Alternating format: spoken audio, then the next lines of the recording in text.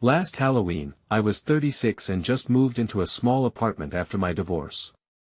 I thought it would be a good start. The place was old with squeaky floors and faded walls. I was settling in and focusing on my job as a middle school history teacher. I never stopped thinking about that night. I prepared for trick-or-treaters as usual. The air was electric with excitement. I set a bowl of candy by the door. That's when I saw a flickering light from my neighbor's window. I thought maybe my eyes were playing tricks on me. I shrugged it off. But the flickering kept catching my eye that night. The next day felt strange. It was quiet, too quiet. I could still hear distant laughter and kids shouting, but it felt like a ghost echoing through the walls. I looked outside, hoping to see some kids, but all I found were darkened windows. It set my nerves on edge. Was I imaging things? A few nights later, I saw the flickering light again. This time it felt different. There were shadows moving behind the curtains, almost like they were dancing. My heart raced as I crept closer to the window. Just as I peered in, the flickering stopped. Everything went dark. I stepped back and told myself I must have imagined it, but the feeling of being watched wouldn't leave me. After a long day at work, I got home feeling jumpy. I still heard those whispers, or maybe it was just the wind. It made my skin crawl. I knew it was probably nothing, but the feeling stuck with me. I practiced telling myself it was all in my head, but still, I felt uneasy. Then, one evening, I heard knocking. Slow and rhythmic. I froze for a moment, not sure what to do. I went to the door and hesitated. Was it a trick-or-treater? I slowly opened the door. No one was there. My heart started pounding. I stepped outside and looked around. The hallway was empty. I stood there for what felt like forever. Finally, I went back inside, trying to brush it off. Maybe it was just the wind. But something felt wrong. My neighbor never seemed to be home. Was it just me alone next door? Then I heard laughter again, clearer this time. It echoed off the walls, loud enough to drown everything out. I felt cold all of a sudden.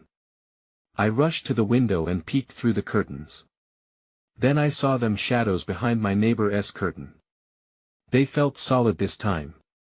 I heard a child's voice whisper my name. I turned around, but nobody was there. My heart raced. Was I losing my mind? It all felt so wrong. I didn't know what was happening.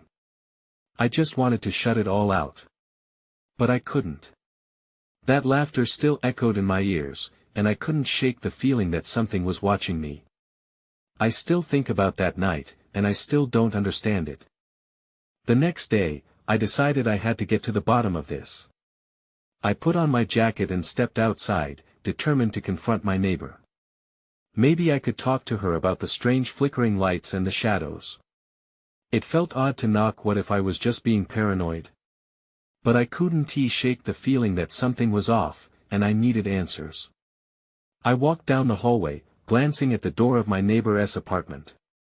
It was painted a deep navy blue, and the brass knocker glimmered in the dim light. I hesitated, then raised my hand. Just before I knocked, I heard it again, a child's laughter, coming from inside. My heart dropped. It sounded so joyful, so alive, and yet it sent shivers down my spine. I knocked softly, 1, 2, 3 times. The laughter stopped abruptly. Silence hung thick in the air, pressing against me. After what felt like an eternity, I was about to turn away when the door creaked open. "What do you want?" A voice came from behind the door. It was a woman, her face half hidden in shadow. A faint smile tugged at her lips, though it didn't reach her eyes. Hi. I'm your neighbor. I live next door," I stuttered, unsure of how to proceed. "I just wanted to ask about the lights. I thought maybe something was going on." She tilted her head slightly, examining me as if I were a puzzle she couldn't solve. It's just the kids getting ready for a Halloween party. Nothing to worry about.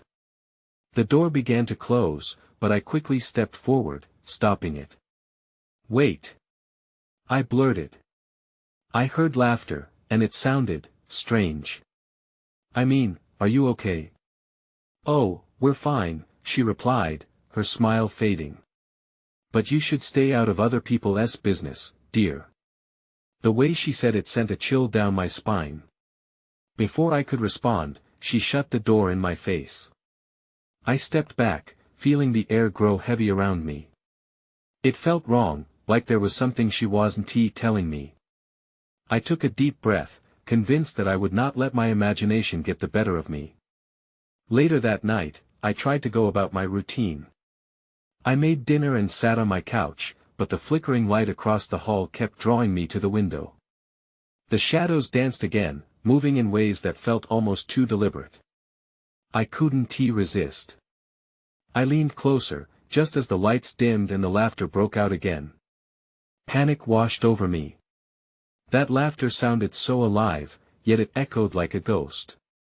I rubbed my eyes, trying to shake the feeling that I was hallucinating. I opened the window, the chilly air hitting me like a jolt. Hello.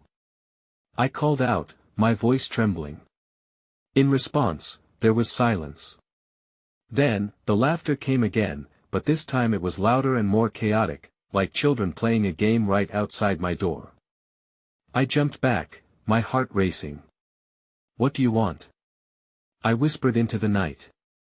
Suddenly, the lights flickered back on, and there, right on the edge of my neighbor's yard, I saw them figures silhouetted against the glow, small and shadowy, peering back at me. I rubbed my eyes, my breath catching in my throat. That was when I realized, they were staring right at me. Everything else faded away, and all I could hear was the sound of my own breathing, heavy and rapid. What are you? I whispered to the shadows. Their laughter echoed in the distance again, but this time it felt less playful and more sinister. My mind raced. Was I in danger? Was this all just a prank? And just like that, they were gone. 1 second there, the next all I had left was the smell of wet earth and something else I couldn't quite place. What just happened? I needed to know, but deep inside, something screamed that I should stay away. I barely slept that night. Every creak in the building felt amplified, each sound pressing down on me like a weight. I tossed and turned, trying to make sense of what I had seen. Those dark figures still loomed in my mind, unsettling and mysterious. By morning, I was tired but determined.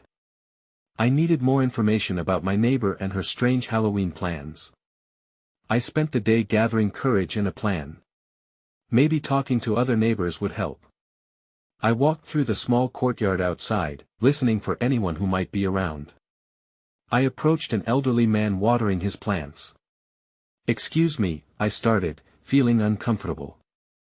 "Do you know anything about the family in apartment 3B? I heard they're having a Halloween party." His brow furrowed, and he glanced toward the blue door before shaking his head. "They keep to themselves mostly. The kids play outside sometimes, but I don't see them often." I pressed on. "Do you know their names?" I've been hearing odd noises and my voice trailed off, unsure if I should share the full story. He looked at me carefully. "Just a word of advice, some neighbors are better left alone. There are things we don't understand." I thanked him and wandered back to my apartment, feeling more uneasy than before. What did he mean by that? What kind of things? As the sun began to set, I stood at my window, watching the blue door across the yard. The shadows began flickering as night fell, just as they had the night before. I saw movement, feeble and quick. Just as I gathered the nerve to peer closer, the door opened. My neighbor stepped out, dressed in a flowing black dress that seemed to absorb the light. She looked around, her gaze scanning the area, and for a moment, my heart raced. I could sense something was off. Her movements were too fluid, almost unnatural. She waved towards something behind her, but I couldn't see what it was. Then, out of the shadows, children began to emerge. They moved in sync, bobbing up and down, seemingly unaware of anything around them. Their laughter was deafening again, but it echoed differently this time, a haunting melody that made the hair on my arms stand up. I leaned in closer, hoping to catch a better glimpse. When I saw it, one child was holding a lantern that glowed a sickly green, illuminating their faces. They looked almost familiar. A flash of recognition hit me, leaving me breathless. One of the children reminded me of a boy I used to know from my childhood, someone I hadn't thought about in years. But how could that be? I shook my head, fighting the disbelief. These shadows were not from my past, they were real and terrifying. Suddenly, the door slammed shut, jolting me from my thoughts. The laughter faded, but a low, eerie hum filled the air. My heart pounded in my chest, and I felt trapped in a moment I couldn't escape. Then everything went still, disturbingly quiet. I glanced outside again, icy dread settling in. The children had vanished without a trace, as if they'd never been there at all.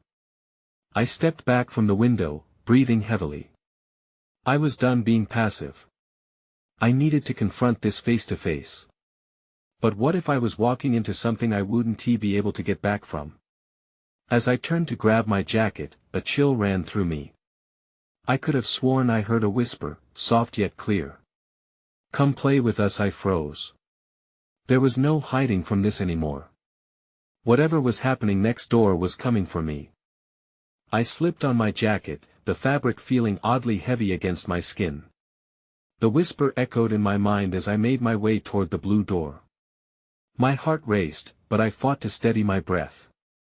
I was tired of waiting for something to happen. It was time to take action. I walked across the courtyard, my footsteps muffled by the autumn leaves.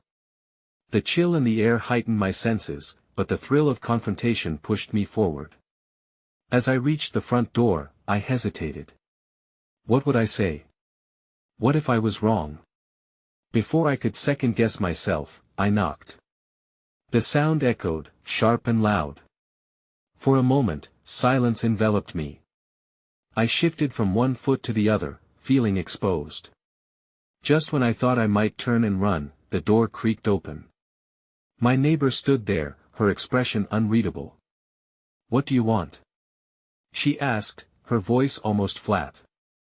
I opened my mouth, unsure how to articulate my fears.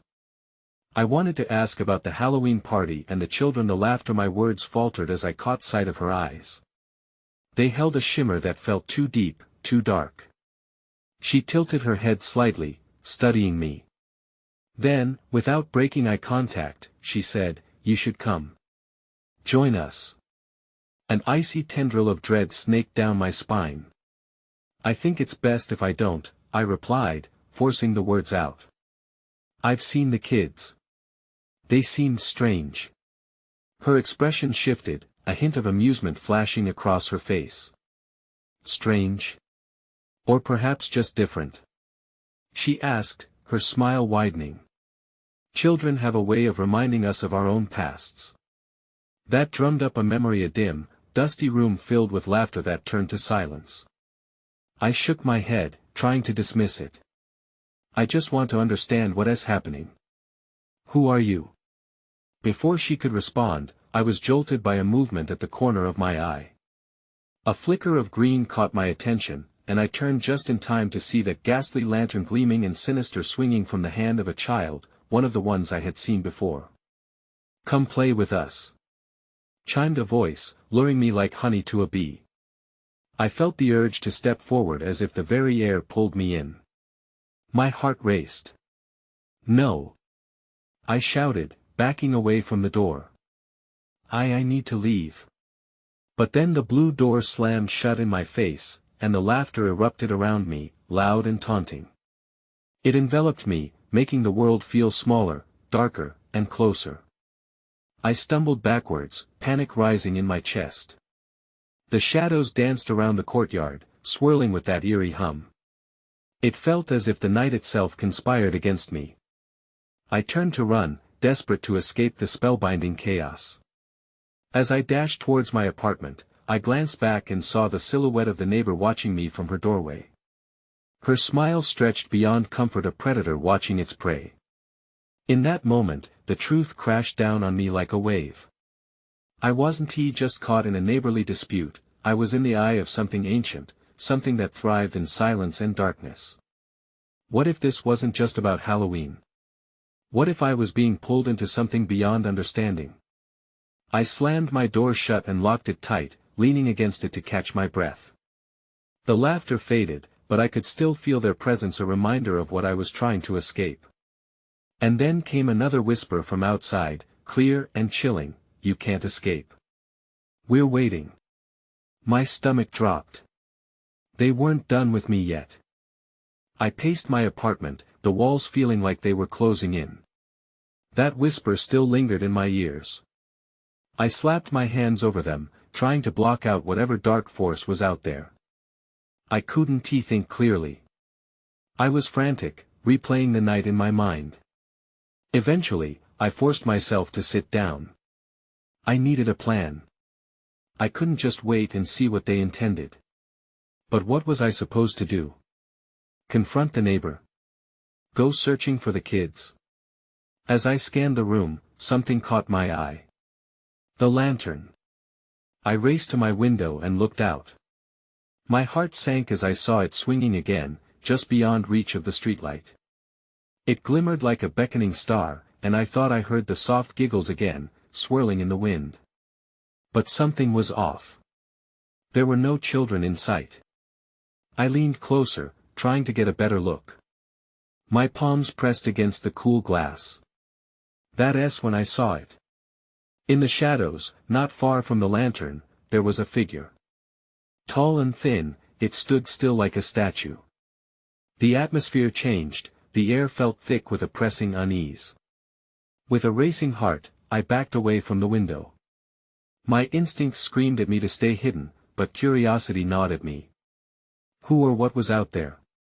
Had I really stepped into something beyond my control? Then, I remembered the invitation. "Join us." My neighbor's words echoed in my mind. I grabbed my phone and hesitated. Should I call for help? Would they believe me? My hands trembled as I typed out a message to a friend, explaining everything in a few hurried sentences. Before I could hit send, my heart dropped again.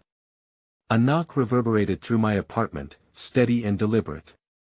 My breath caught in my throat. It couldn't be. I was sure the whispers wouldn't let up tonight. I glanced at the door, frozen in place. The knock again, this time louder, more insistent. A chill crept through the space between me and the door. It felt wrong to answer. Whoever was out there could be part of this nightmare. Suddenly, I remembered a childhood story, a tale about Halloween spirits that came to collect their due. People went missing on nights like this. It hadn't been just a story. It was a warning. The knocking shifted. I could hear a childish giggle slipping through the cracks of the door. Panic surged. They'd been waiting. I had to act. I tiptoed toward my kitchen drawer and grabbed a knife, the metal cold against my skin. "Go away!" I shouted, my voice trembling. "I don't want to play." Silence swallowed me whole. My heart pounded against my ribs as adrenaline coursed through my veins. Then, just like that, the knocking stopped. I held my breath, straining to listen. Did they leave? Then I heard a soft scrape against the floor, followed by a whisper that seemed to seep through the walls. "We're still here." And that's when I realized the truth. I wasn't safe at all. Something was inside the house. I turned, heart racing, ready to face whatever waited in the shadows. I steadied myself, knife gripped tightly in my fist. The dim light offered some false sense of security, but I knew the truth, whatever was in the apartment wasn't afraid. I took a cautious step away from the door, scanning the edges of my living room. Shadows warped into menacing shapes, and every sound felt amplified. "Okay," I whispered to myself, a pathetic attempt to muster courage. "Just find out what's happening." Suddenly, the sound of giggling filled the air again, this time closer. I froze, adrenaline spiking so hard I thought I might pass out. My mind raced. Was I being hunted? I was debating if I should run to the door or huddle in a corner. Just when I thought I'd snapped, I caught a flicker of movement from the hallway leading to my bedroom. My pulse quickened. It was bold, too bold. I crept toward the darkened doorway, knife raised, ready to strike. Silence hung like a thick curtain around me. I poked my head into the hall. My heart pounded, and I strained my ears. I could hear the floorboards creak. A heavy breath, chilling and slow, echoed in the stillness. "It's coming," I half laughed bitterly at the absurdity, still hoping it was all in my head. Then the giggles erupted again, clear and unrestrained. This time, they sounded like they were right beside me. Panic surged as I whipped back to the living room. A chilling breeze rustled through the curtains. That's when I saw it. A faint glow emanated from the corner of the room. At first, I thought it was a trick of the light, but it transformed into a small figure, a child's silhouette, glowing softly like a candle. I blinked, willing myself to see it clearly. "Who are you?" I shouted, my voice shaky. But the figure didn't respond. Instead, it pointed toward the lantern outside. The glowing child seemed to pulse in time with the swinging light, drawing me closer. I felt an irresistible urge to follow. "No, don't," I muttered to myself, shaking my head frantically. But my feet moved, betraying my will. Each step felt like wading through thick mud. A heavy sigh broke the silence, and just like that, the glow vanished, leaving me standing in darkness, uncertainty flooding in where the light had been. "Get a grip!" I yelled at myself, desperation clawing at my throat. I turned to retreat, but something caught my attention on the floor. A small, crumpled note laid half hidden beneath my couch. I bent down, heart racing, and opened it. The words were scrawled hastily, some letters mismatched. "Don't let them take you. They want you for the game." The game? My breath quickened. Were the kids outside real? Or part of this twisted nightmare? I was tied to whatever malevolent force had enveloped my home. But before I could process that, I heard soft footsteps approaching. "Don't play any longer," the whispers echoed again, now like a song sung in mocking tones. Then the air shifted, growing colder. I felt eyes on me, hungry and expectant. I turned slowly, then froze. A figure loomed at the end of the hallway, no longer a child, but something else entirely, a mass of shadows and laughter. They were there to play, but the stakes were higher than I could ever imagine. As my heart sank, I realized whatever I had thought was just a bad dream was only beginning. I stood frozen, the knife trembling in my hand. The figure at the end of the hallway warped and twisted, like a bad memory trying to claw its way into my mind. I swallowed hard, the weight of dread crashing over me like a wave. "Stay away from me!" I shouted. My voice, though loud, lacked the conviction I craved. The figure didn't respond. Instead, it drifted forward, a blend of shadows and rustling sounds echoing off the walls. Laughter mingled with soft whispers, wrapping around me. I took a step back, instinct screaming at me to flee, but elusiveness held me captive. I couldn't help but stay rooted, trapped by fear and curiosity. Was this part of the game mentioned in the note? "Stop!" I yelled again, my hands shaking violently. The figure halted, tilting its head in an almost childlike manner.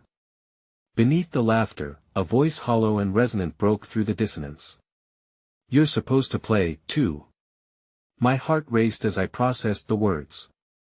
Play. I didn't want to play. I didn't want any part of whatever this was. But the fear of the unknown tugged at me.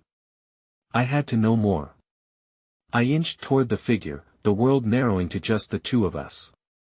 Without warning, the figure shifted, its form collapsing into a whirlwind of shadows before dispersing entirely. I gasped, the emptiness overwhelming. Where had it gone? I clenched the knife tightly, my breath hitching. Then, a familiar giggle erupted, though this time it was sharper, more sinister. It echoed from somewhere else in the apartment, sounding almost like it was coming from the walls themselves. "Come on, it's your turn." The laughter sang. I glanced around, eyes darting to the shaking window blinds, the flickering lantern outside casting ghostly shapes on the floor. I felt the pull again, an urge gnawing at my resolve. Was I losing my grip on reality? A sudden crash from the bedroom made me jump. I spun toward the sound, visions of whatever was lurking in the dark captivating and terrifying me. Taking a deep breath, I approached the bedroom door, my hand resting against the cold doorknob. My mind raced. What if each twist and turn led to something worse? "Get it together," I muttered, though the self-reassurance sounded weak even to my ears. I twisted the knob and pushed the door open. The room was bathed in shadow. Everything was as it should be, yet the oppressive feeling wrapped around me like a shroud. Then I spotted an old toy box sitting in the corner, painted bright colors but layered with dust. Cautiously, I crossed the room and knelt beside it. Hand trembling, I opened the lid. Inside were a collection of dolls, each one grotesque, their eyes glinting unnaturally in the dark. A chill shot up my spine. But something else caught my eye, a photograph tucked beneath the dolls. I pulled it out, my breath freezing as I realized what I held. The picture showed 3 smiling faces, children, smiling wide with innocent glee, yet I recognized them all too well. They were the same figures from the shadows. "This can't be real," I whispered, as the laughter crescendoed around me. The walls felt alive, thrumming with excitement. I dropped the photo and stumbled back, the giggles transforming into something more chilling, more demanding. Then everything went black. I jolted awake, gasping for air. The darkness of the bedroom felt thick, wrapping around me like a heavy blanket. I blinked, straining to adjust to the dim light filtering through the curtains. A low hum echoed, the remnants of laughter now a distant memory. I shot up, heart racing. Where was I? My hands fumbled against the sheets, the sensation grounding me, reminding me I was still here. I swung my legs over the side of the bed, searching for any sign of the unsettling figure or the echoing giggles. The room seemed still, almost too quiet. Glancing around, I noticed the toy box had moved. It was now open, the dolls strewn about carelessly, as if they had a life of their own. A chill crawled up my spine. Had I really just imagined the whole thing? I rose cautiously, avoiding the dolls as if they might spring to life. I walked over to the window, pressing my forehead against the cool glass. The street was abandoned, eerie under the pale moonlight. That's when I saw it, a flicker outside, a shadow darting past the lamp post. My stomach lurched. Maybe it was just my imagination playing tricks. But something pulled me toward the door. I hesitated, mind racing with thoughts of what lay outside. What if the figure was waiting for me? What if it was still here, biding its time? I gripped the doorknob, my resolve wavering again. In my mind, I could still hear those whispers, the invitation to play. I forced myself to open the door, and the hallway stretched before me, dim and foreboding. I stepped out cautiously, the creaking floor a harsh reminder of my intrusion into this eerie domain. As I made my way down the hallway, a sudden pounding echoed from the front door. My heart raced. Who could it be?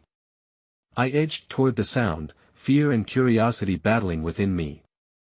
With each step, the pounding quickened, until it matched the frantic beat of my heart. I reached the door and hesitated. The pounding stopped, and silence filled the air. "Hello?" I called, my voice barely breaking the tension. No answer. I was met only by the oppressive silence that settled over me like a fog. Taking a deep breath, I turned the knob slowly, the door creaking open stubbornly.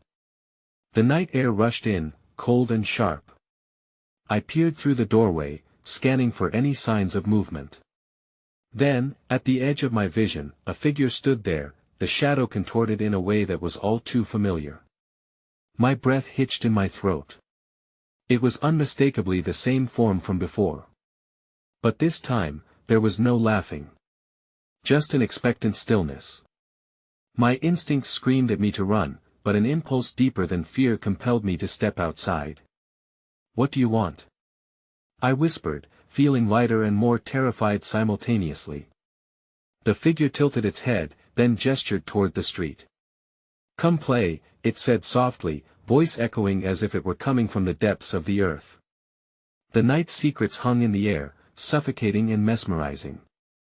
I took an uncertain step forward, intrigued yet terrified. How could I resist? But with every move I made, the questions multiplied. Who were these figures, and what game did they want me to play?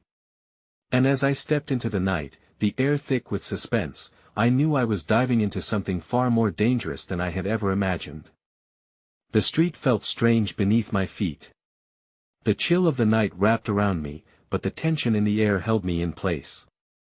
The figure remained silent, watching me with an intensity that made my skin prickle. "Come play," it repeated, its voice weaving through the darkness. I shivered, caught in the grip of its invitation. Something was wrong, but the allure was almost too tempting to resist. I forced myself to move closer, my heart still thumping wildly. The shadows seemed to shift around us, pulsating with a life of their own. I glanced over my shoulder, half expecting to see the safety of my home fading away. But the door stood firmly behind me, a barrier to everything I was about to face. "Where are we playing?" I managed to mumble, uncertainty creeping into my voice. The figure simply pointed down the street. It seemed to understand that I needed a nudge, a hint of direction to guide my faltering courage. I followed the direction of its gesture, squinting into the shadowy distance. There was a flicker of movement, more shadows dancing, darting from one side of the street to the other. My stomach tightened. I wasn't alone. "Wait!" I called out, halting in my tracks. The figure paused, turning its head slightly, like a curious animal assessing the situation. "What is going on?" "Just a game," it replied, the words slithering through the night, mixing with the eerie atmosphere. As I took a hesitant step forward, I caught sight of what looked like other figures in the distance, illuminated by the flickering street lamps. They moved with the same playful energy as the figure before me, and a mix of fascination and dread coursed through me. Something about them felt inviting, yet sinister. I walked further down the street, curiosity battling my instincts to run back home. The figures began to take shape, revealing familiar silhouettes dressed in costumes, faces obscured by masks. For a fleeting second, I thought they were just kids out for Halloween. But then I noticed their movements were unnatural, jerky, as if someone had hastily strung them up like marionettes. "Do you want to join us?" A voice chimed from the group, sweet and high-pitched. It was disconcertingly cheerful, contrasting sharply with the darkness around us. Before I realized it, I had taken another step closer. "What do you want?" I repeated, just as confused as before. "Fun," the figure outside replied, a grin twisting its features, though I couldn't quite see its face in the dim light. Suddenly, a loud bang echoed from behind me, the sound ripping through the eerie stillness. I jumped, heart racing, as I turned to see the front door of my house slammed shut. Panic surged within me. I couldn't go back now. The figure leaned closer, its body almost merging with the shadows. "Come play," it whispered again, and the others echoed the words in grotesque unison. I felt the air shift, thickening around me. The players in this twisted game stared at me, their eyes seemingly glowing now, hungry for something I couldn't quite comprehend. The urge to flee surged again, fighting with the strange pull to join them. Then, as if sensing my turmoil, their smiles widened. "Don't be scared," they said together, a harmony that sent chills down my spine. "It'll be fun." With my heart hammering and fear clawing at my mind, I realized I stood at the precipice of a decision that could change everything. That's when I felt the ground tremble beneath me, and everything went dark. I woke again, but this time I was not in my apartment. The air was stifling and dense, like I was submerged in something otherworldly. I blinked against a haze, pieces of reality filtering back into focus. Around me was a vast, barren playground, eerie and overgrown swings mired in rust and a carousel that creaked without movement. What? I breathed, stepping forward. The grass was wet and shiny like frozen glass. My heart raced with pounding uncertainty. I couldn't shake the feeling that I was not alone. Before I could gather my thoughts, shadows flitted by, too quick to catch in the periphery. I turned, and there they were. The figures from before, the same playful forms with their tattered costumes and painted faces. They circled me, laughter spilling from their mouths like broken glass, high-pitched and melodious, a haunting song that drew me in and left me shivering. "Welcome to our game." A voice rang out, the one that had beckoned me. It was as if they spoke as one entity, a chorus of childish glee masking something deeply sinister. The urge to run fought against a spellbinding curiosity about the game itself. "What do you want from me?" I shouted. "I didn't come here to play. We've been waiting for someone to join us." They answered in crisp unison. "Everyone plays. Only the brave get to stay." A wave of confusion washed over me. My pulse raced. Could this have been where all the laughter came from? What had I stumbled into? Then, as if sensing my hesitation, they began to dance, moving through the air with an unnatural grace, dragging their fingers along rusted teeter-totters and spinning on creaking merry-go-rounds. It was mesmerizing. As I glimpsed those shining eyes gazing expectantly at me, dread crystallized deep within. What if I refuse? I dared to ask, my voice barely above a whisper. With that, the laughter grew thick, clattering in the darkness, echoing through the air like a warning. The figures froze, their eyes narrowing, paling in the moonlight. "You can't refuse," they chorused, each word laced with something ancient and looming that sent ice through my veins.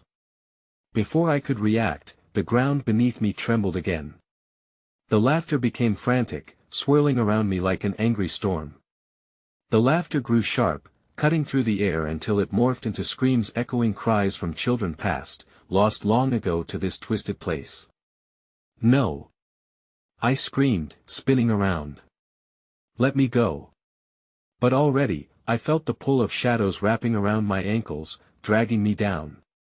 I kicked and fought, but their grip tightened, sucking me closer to the ground. I struggled against this darkness, heart racing anew as I yelled into the void, desperate for escape. In that moment of sheer terror, I realized they thrived on fear. The more I resisted, the tighter they held. Just then, the glowing lantern flicked to life in the distance, illuminating the silhouettes like beacons. In that light, I saw something familiar, the faces of children I once knew, now twisted and lost in this dark realm. "Join us!" They echoed, the shadows beginning to seep in with their touch, faces contorting into masks of longing and sadness. "No!" I cried out again, pushing against the tendrils of darkness that sought to consume me whole. The figures stopped moving, pausing in their relentless approach, as if waiting for something. Perhaps deciding whether or not I would break. I took a deep breath, forcing the weight of their fear from my chest. More than just a fight for survival, this was an act of defiance. "You don't control me," I shouted, pushing back against the darkness. "I am not yours to take." At those words, a resonant cry erupted from the shadows. Their grip faltered, and under the flickering lantern light, I broke free from their grasp. I turned and ran, the figures shrieking and wailing behind me, fury turned to desperation. I dashed for the edge of the playground, where thick trees loomed, begging for the safety of their shadows. The ground pulsed beneath me as I reached the tree-line. I didn't stop, I just ran, branches scratching against my skin, the thrill of freedom igniting my heart. Behind me, the laughter lessened to cries, gradually fading. With the trees closing in behind me, I stumbled through the underbrush, until finally breaking through into the soft embrace of dawn's first light, a welcome golden hue that painted the world anew. I fell onto the grass in a heap, gasping for air, the shadows dissipating like an unsolved riddle beneath the warmth of the sun. When I looked back, the playground was gone. Just air and fog, the remnants of a nightmare heavy on my mind.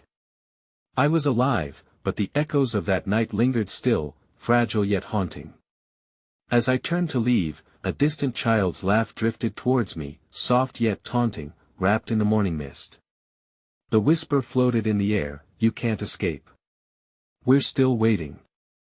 I shivered, heart racing as questions flooded in. What had I truly escaped? Were the shadows gone for good, or would they find me again? That's when I knew some games would never truly end. With the frost of fear still settling in my chest, I moved away, glancing at the shadows behind me. Whatever I encountered had shifted something deep within me, and with that unease festering, I felt I'd never truly be free.